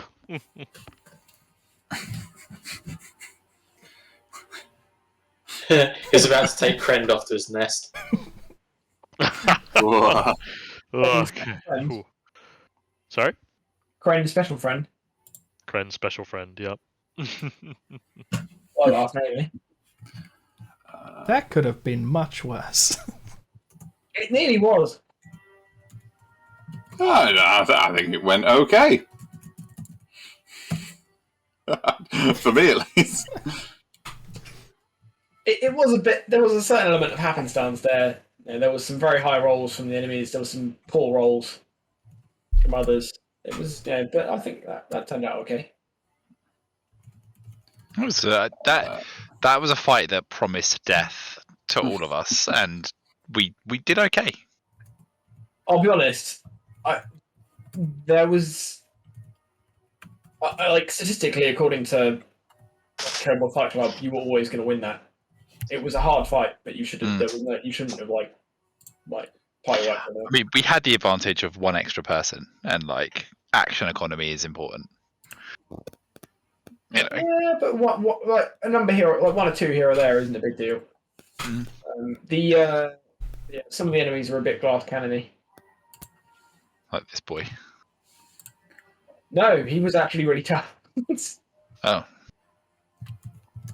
So the Manticore had the most health, and the next one on was a Griffin. Yeah, but The one you just tagged. The one that was a 3 of was the weakest. To be fair, I think the Griffin took 2 or 3 crits. Yeah, the Griffin had a lot of health. You just crit up, like the 2 rogues both hit it with like sneak attack crits. well, Cyrus is going to go and find. The Griffin hit Naxor with crits twice. That's true. Can Cyrus go and find Marrowbones and tell him that we've been very good and helped save his ship from certain doom, and that if they are looking for extra rations, well, there's various things they could munch on the deck. He is pleased with your successes. He's a bit confused by the certain doom thing on the basis that he always knew that kind of attack was coming. That's why he asked you to be guards. But Again, Cyrus is a fucking idiot. Yeah. I like how he had confidence in us, though. That's nice. It's good. That's by nice. Meryl. Oh, he believed in me. Maybe I am a hero. Donnie's going to carve off some of their claws and feathers for trophies. All right, you've got the option. The Manticore is a disturbingly humanoid face with the body of a lion. What else have we got? We've also got the Griffin is the body of a lion and the 4 legs and wings of an eagle with the head. And then you've also got the Hippogriff, which is the wings and 4 limbs of an eagle, the hindquarters of a horse, and the head is a mixture of each. Donnie's going to take the Hippogriff head and load of feathers because you can't get enough, can you? So you want to take a Hippogriff head? Yeah. And a mixture of feathers. Okay. Can Salumia like start carving them up into decent cuts of meat? Yeah. Is there a butcher's tools? I mean, I'm a butcher. I don't think there are. I mean, there are chef's tools. Carrying a cleaver. Yeah. I mean, All right. Great success. Oh, this is not going to be sanitary. When he sets about butchering the monstrosities, after not long of setting about it, you establish that the griffins and the hippogriffs, it appears to be red meat, relatively what you might expect, not too concerning. When you set on the manticore, as soon as you cut it open, it smells rancid. And I need help to get this corpse off this deck. you very quickly establish that regardless of whether you can or can't carve it, nobody's going to want to eat that. Right. Can we jettison the carcass? All right, And aim for a shack. You toss the Manticore into a crevasse. below. Oh, what's Kren doing now? Shut up! No. Wait, are manticores venomous? Is it a venom we no. could collect? Not specifically. Okay, cool. Just checking. But in case anyone didn't establish, that was a monstrosity themed fight. Nice. Oh, I thought it was a flying things themed fight. I'm into it.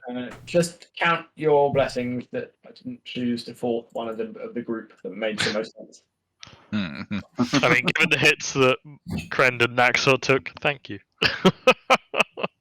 I could have taken one more.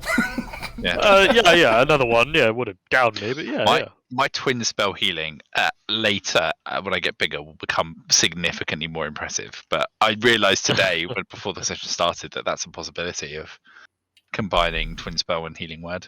That is pretty solid. Twin spell healing is That is really good. Yeah. Yeah, the fourth member of that group that I downloaded onto the character sheets but didn't use was probably would have been a like one on the party fight and still may have won. It was a Charizard. Well, not a Charizard. I look forward to seeing him on the return journey. To be fair, Charizard can't learn fly, so Yeah. So, haven't really forgiven successfully Pokemon dispatched for the attacking beasties. From what you can see, it looks like the Sea Wolf suffered similar issues. Fuck you, you're just a bitch. did they deal with them faster than we did, or about the same speed? Well, airships are pretty stable once you set them going in a particular direction. They don't, unless there's something that particularly knocks them off course, they will just keep chugging. What, like a bunch of fucking birds attacking? Saying.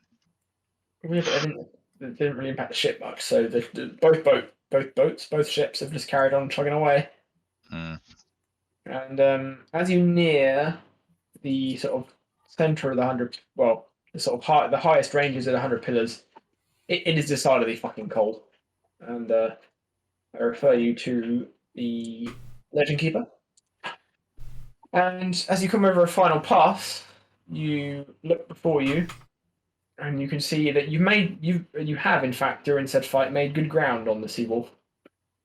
The Seawolf has not stopped at Urizen Cathedral, but it has performed an interesting maneuver whereby it has, as it would if it were threading, it has actually swept quite low and close to the spires on the cathedral. And you see a small figure leap from the ship and land on the roof. Oh shit! How small a figure? Oh no! It's a long way away. So sorry, land on the roof of the cathedral. Yeah. We need to crash this ship into the cathedral. Don't know if that helped the situation. Can you roll me a perception check, please? Yes. Where's perception? There it is. No. Can I have advantage? I got a nat 20. Please. Please. So Cyrus is a bit worried because this is like the home of his religion and faith. So, It's not on fire yet. is the bit that he's worried about. So, Meryl and Slumiere.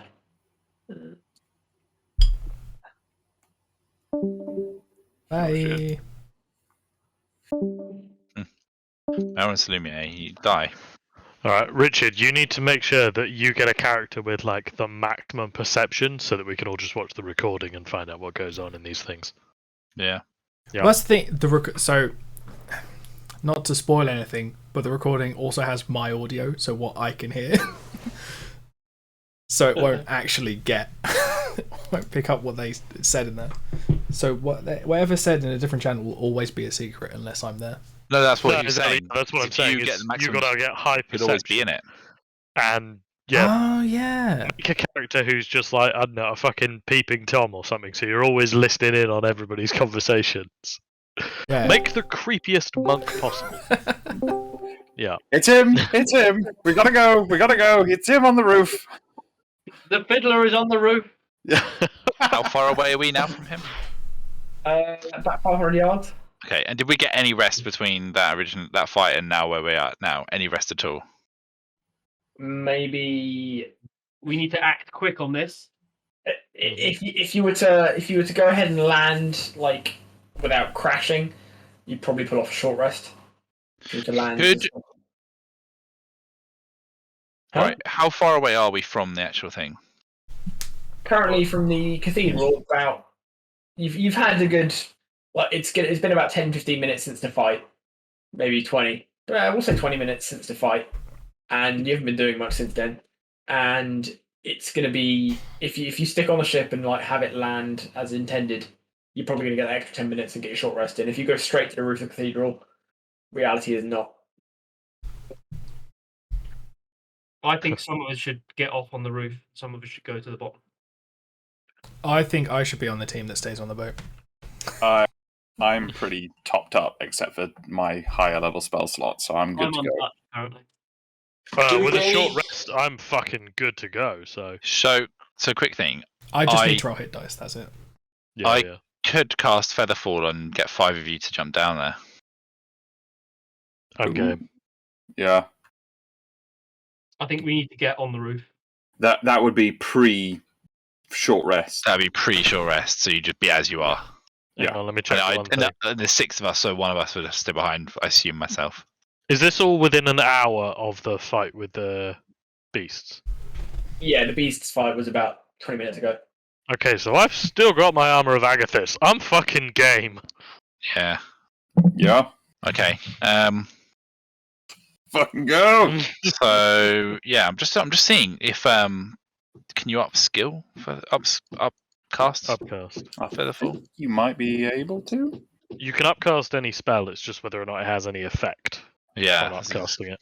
If there's a limit on how many people you can do Featherfall on, I imagine you must be able to upcast it to affect more people. Yeah, surely. I think that might be a thing. I mean, if not, then I would hand away that because it's like. If you allow it, there's nothing in it. If it's a It's just, first level spell and it doesn't say anything about upcasting it, but you want to spend 2 spell slots, then you can cast it twice, like or whatever. Like. oh, I was gonna upcast it and use a second spell slot and get 6 people. Yeah, that's fine. So okay, cool. Realistically, I don't really see that being overpowered at all. So. Let's do it then. Let's fucking jump. All right. Let's aim for the cathedral roof and just basically jump off. Is this going to be like other guys? What is aim for the bushes? Everyone seems decidedly confused at your choice to jump when you could just wait another 5-10 minutes and just land. But he concedes to your wisdoms, and he gets you as close as he can to the cathedral, and you all promptly jump off the ship. I cast Featherfall. Second Thank level. God he actually did. I like this as a reaction, just in case I wasn't prepared. All right, Okay. you all fall towards the cathedral roof. Yeah. And as you all land successfully, you take no damage. Your boy. Yeah. There is an open door before you that leads into a stairwell, spiral staircase, and from below you can hear a distinct cackling that seems disturbingly familiar, and some lovely screams. And we will end that session there.